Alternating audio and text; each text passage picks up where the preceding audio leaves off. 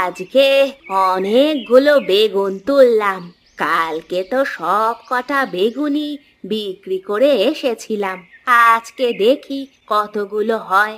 এই রোজ রোজ হেঁটে হেঁটে বাড়ি বাড়ি বেগুন বিক্রি করতে যেতে আর ভালো লাগে না। বয়সটাও তো হচ্ছে। বাবা রমেশ, বাবা রমেশ, একবার বেরিয়ে আয় তো বাবা। হ্যাঁ মা, বলো কি বলবে? কি ব্যাপার বাবা, এরকম সেজে গুজে তুমি কোথায় যাচ্ছ?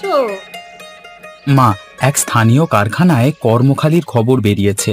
আমি সেখানেই যাচ্ছি পরীক্ষা দিতে। যদি এবারে কাজটা পেয়ে যাই তাহলে তোমার সব কষ্ট আমি দূর করে দেব মা। ও, তাহলে তো খুব ভালো কথা। তুমি কি এক্ষুনি বেরিয়ে যাবে বাবা? আমার তো রান্না বান্না কিছুই হয়নি এখনো। না মা, রান্না বান্না করবার প্রয়োজন নেই। আমি বাইরে কিছু খেয়ে নেব। যত তাড়াতাড়ি সম্ভব কারখানায় গিয়ে পৌঁছাতে পারলে বাঁচি। আচ্ছা, তুমি কি জন্য আমাকে ডাকলে বললে না? না না বাবা, ও কিছু না। আমি বলছিলাম কি, আমার ব্যাগটা যদি তুমি বাজার পর্যন্ত একটু পৌঁছে দিয়ে আসতে। সে সময় তো তোমার হবে না, তোমার পরীক্ষাটা আগে দিতে যাওয়া উচিত। সেরকম কোনো ব্যাপার নয়। চলো না, তোমার ব্যাগটা বাজারে পৌঁছে দিয়েই তারপর না হয়। না বাবা, তুমি খুব ভালো করে মন দিয়ে পরীক্ষাটা দিও, কেমন? আচ্ছা মা, তাহলে আমি আসি কেমন? আচ্ছা বাবা, এসো।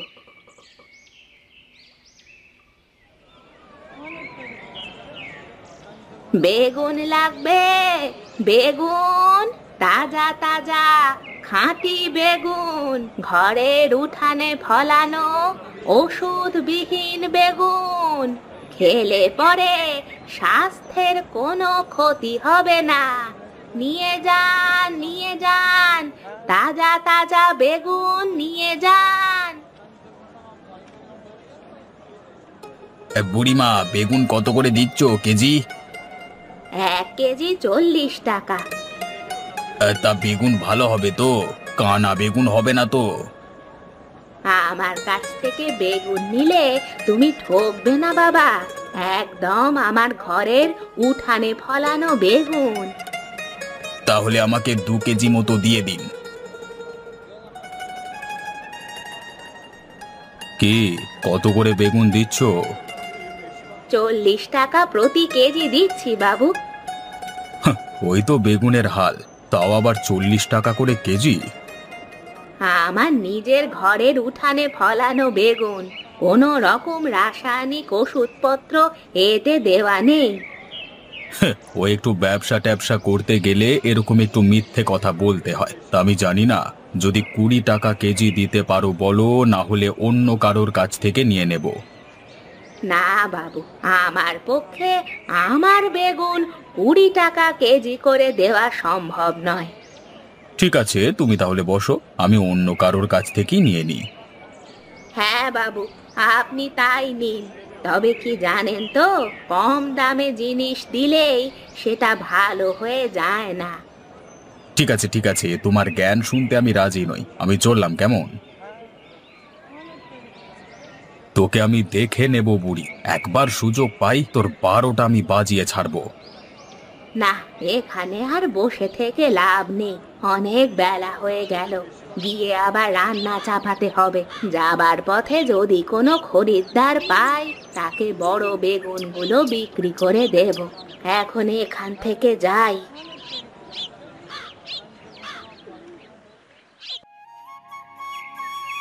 ও বুড়িমা, একবার দাঁড়াও গো বাপু। বুড়িমা, একবার দাঁড়াও।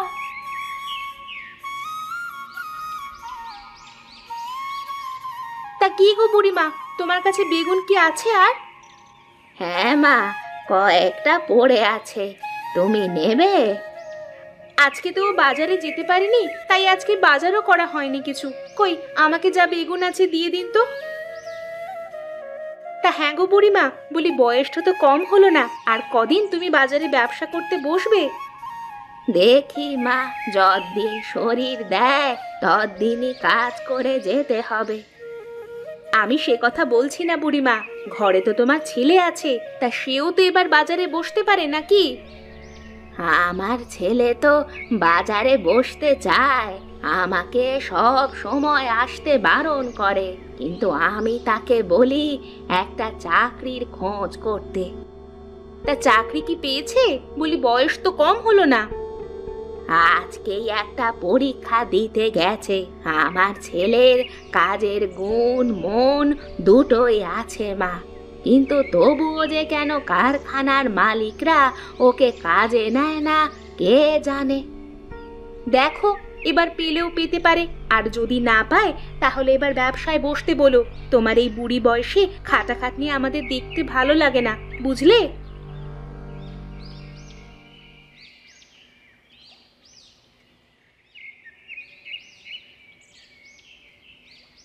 মা, বাজার থেকে ফিরেছো মা? আয় বাবা, সেই কোন সকালে গেছিস, এতক্ষণে তো আসবার সময় হলো। কি করব বলো মা, পরীক্ষা তো আমি একা দিতে চাইনি, প্রায় 100 জনকার পর আমার পরীক্ষা হলো। তা বাবা, সকাল থেকে কিছু পেটে পড়েনি, তুই হাত মুখ ধুয়ে আয়, আমার ভাত আর বেগুন ভাজা প্রস্তুত, গরম গরম খেয়ে নিবি, আয় বাবা।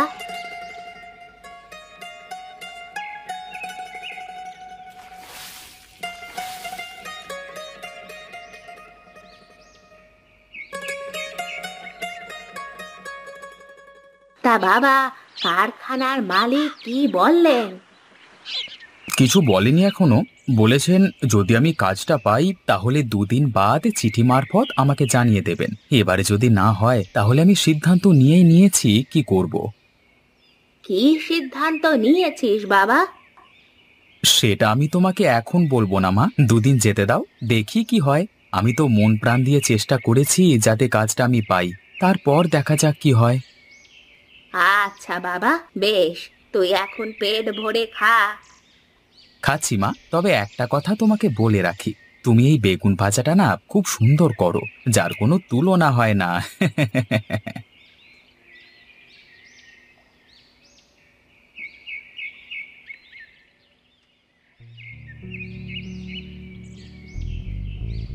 এটা কি, রমেশকে আবার কে চিঠি লিখলো?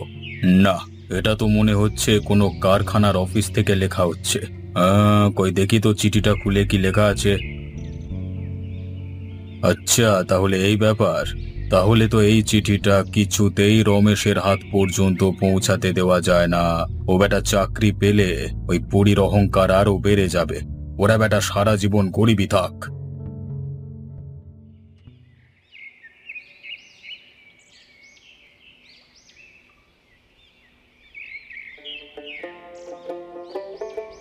মা মা, জলদি বেরিয়ে এসে দেখে যাও কি নিয়ে এসেছি, দেখে যাও।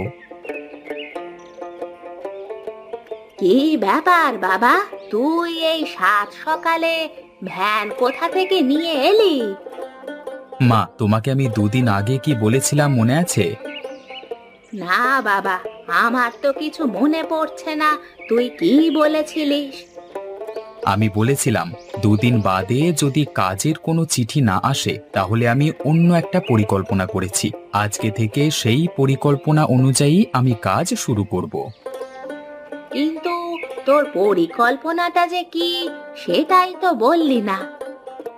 মা, আজ থেকে আমি এই ভ্যানে করে এদিক ওদিক গ্রামে গ্রামে বেগুন ভাজা বিক্রি করে বেড়াবো। যা তা বেগুন ভাজা নয়, একদম স্পেশাল সুস্বাদু বেগুন ভাজা, ঠিক যেমনটা তুমি বানাও। কিন্তু বাবা, তুই যে মন প্রাণ দিয়ে চাকরির চেষ্টা করলি, তার জন্য তোর মন খারাপ করছে না? মা, মন খারাপ করে কি হবে, শুধু শুধু সময় নষ্ট ছাড়া আর কিছু নয়। এবার আমি সিদ্ধান্ত নিয়েছি যে আমি এদিক ওদিক বেগুন ভাজা বিক্রি করে বেড়াবো আমার এই ভাড়ার ভ্যানে করে। কিন্তু তুই এই ভ্যান কোথা থেকে পেলি? একজন ভ্যানওয়ালার কাছ থেকে ভাড়া করে নিয়ে এসেছি, দিনে 200 টাকা। কই নাও নাও মা, আমাকে জলদি করে কয়েকটা বেগুন তুলে দাও দেখি। আমি কড়াই উনুন ভ্যানে চাপিয়ে বেরিয়ে পড়ি গরম গরম বেগুন ভাজা খাওয়াতে।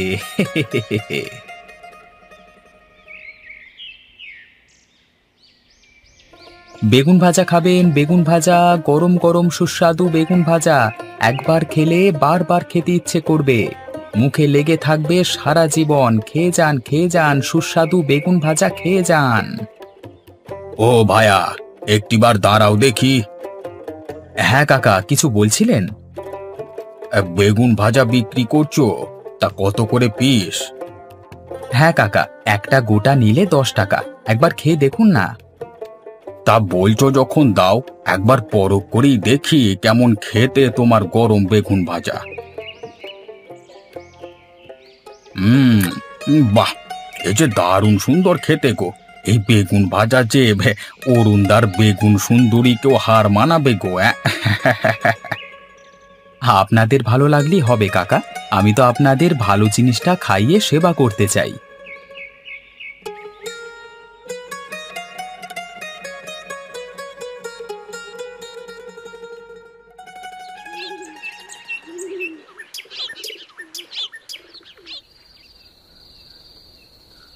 সেই কখন বেরিয়েছিস বাবা? এতক্ষণে তোর আসবার সময় হলো? আরে মা মা মা, তোমাকে কি বলবো, আজকে আমার বেগুন ভাজা সমস্ত লোকে পছন্দ করেছে। তুমি কল্পনাও করতে পারবে না, আমি শুধুমাত্র আজকেই বেগুন ভাজা বিক্রি করে ভ্যান ভাড়া মিটিয়ে দিয়েও 1000 টাকা লাভ করেছি। বলিস কি রে বাবা, এ তো দারুণ সুখবর। হ্যাঁ মা, এখন ভেতরে চলো, খুব ক্লান্ত হয়ে গেছি আজকে, কালকে আবার বেগুন নিয়ে বেরুতে হবে।